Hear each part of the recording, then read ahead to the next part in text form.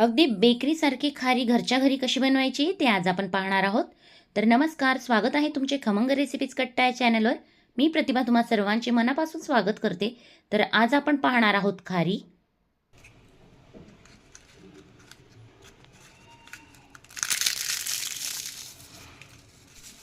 तर कशी झाली आहे मग आपली खारी? अगदी खुसखुशीत आणि भरपूर लेयर्स असलेली.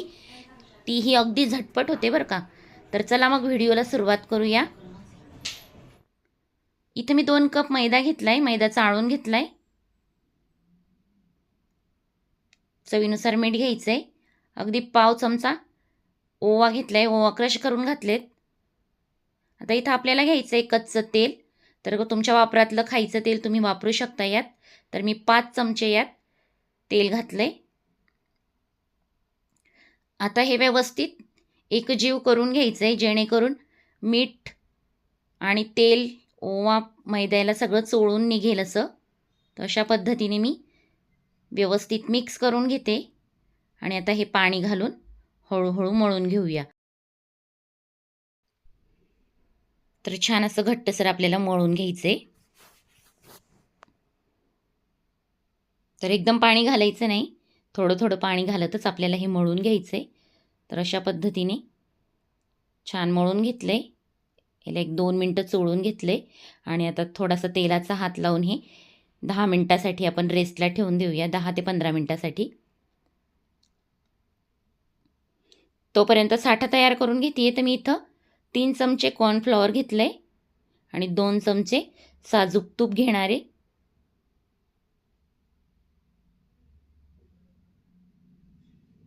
घट्टसर साजूक तूप घेतलंय मी इथं, वितळवलं नाही. तर याची छान आपल्याला पेस्ट करून घ्यायची. अशा प्रकारे एकसारखं फ्लफी अशी पेस्ट तयार करून घेतली आहे हलवून. आता इथं आपलं पीठसुद्धा छान मुरले. आता 2 मिनटासाठी याला छान मळून घेऊया. तर अशा पद्धतीने मी ह्याला छान मळून घेते.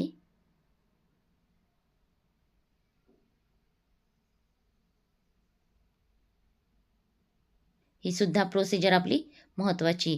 तर इथं छान पीठ एकदा मळून झाल्यानंतर मी आता याचे सुरीने एकसारखे गोळे कट करून घेतले. तर 8 गोळे माझे इथं तयार झालेत.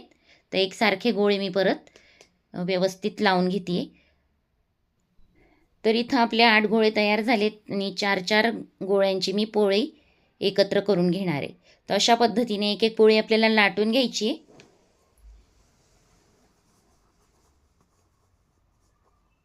तर ह्याला मी मैदा लावून लाटून घेणार आहे. थोडासा मैदा वरून घातलाय आणि अगदी पातळ अशी पोळी आपल्याला ह्याची लाटून घ्यायची. जेवढी पातळ करता येईल तेवढी पातळ पोळी मी इथं लाटून घेते.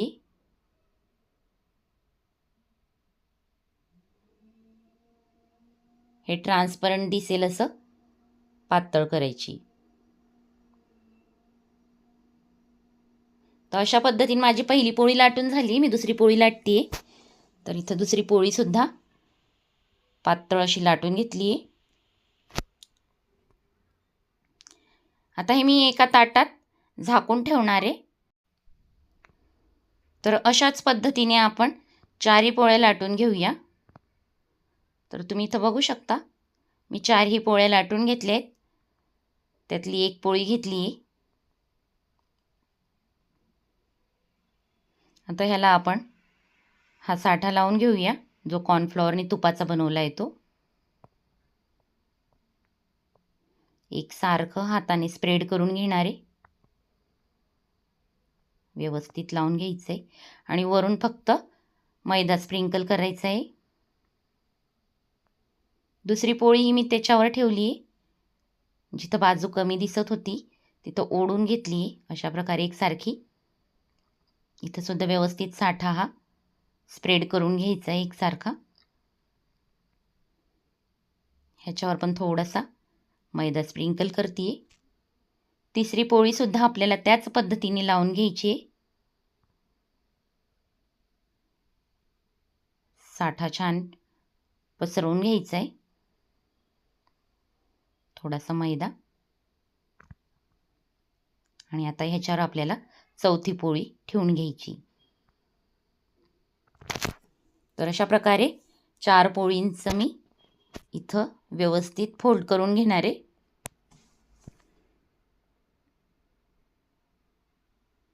आपण घरगुती साहित्यात ही खारी तयार करतोय आणि अगदी कमी साहित्य लागतं. तर थोडासा मैदा घातला इथं आणि आता याची एक घडी करून घ्यायची आपल्याला अशा पद्धतीने.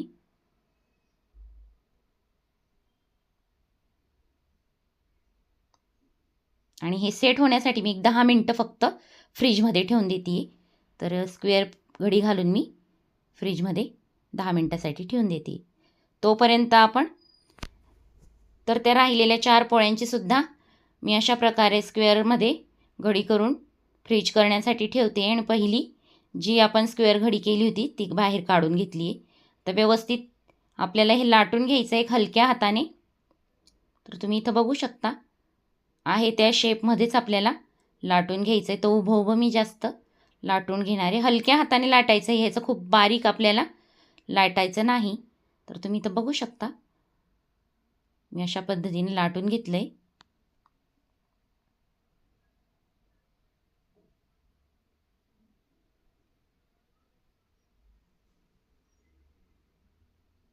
तर तुम्ही इथं थिकनेस बघू शकता ह्याची. जाडसरट ठेवायचे जेणेकरून आपले खारीचे पदर अगदी सुटसुटीत होतील. तुम्ही झटपट कधीही बनवू शकता, अगदी पटकन तयार होते आणि टेस्टलाही खूप छान लागते. आणि विशेष म्हणजे यात आपल्या शरीराला हानिकारक होईल असं काही घटक नाहीत. आपल्या घरगुती साहित्यातच आपण तयार केली आहे. तर आता खारी कट करून झाली. अशा प्रकारे मी थिक ठेवली आहे.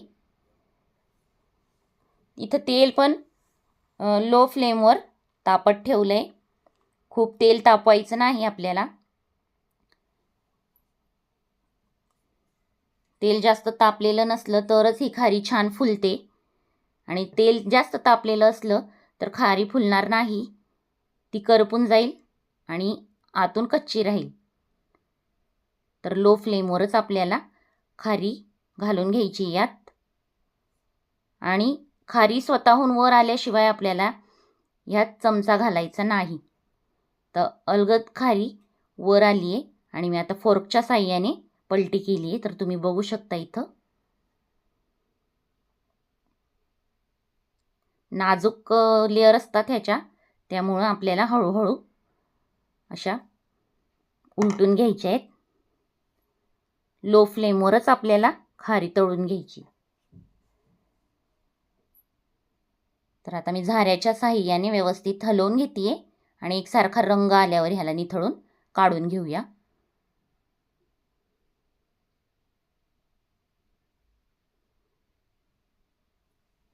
अशा पद्धतीने मी खारी तळून काढली. आता राहिलेला हा जो पीस मी फ्रीज करण्यासाठी ठेवला होता तर तो सुद्धा लाटून घेतला आहे आणि त्याचेही आपण व्यवस्थित एकसारखे पीस कट करून घेऊया. तर अशा पद्धतीने मी कट करून घेते.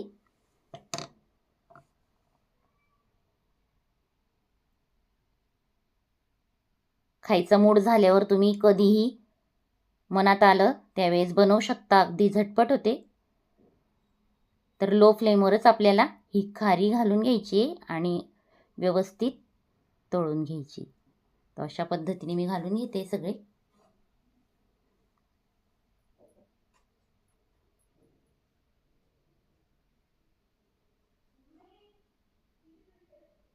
फोर्कच्या साहाय्याने खारी वर आल्यानंतरच आपल्याला हे पलटी करून घ्यायचे.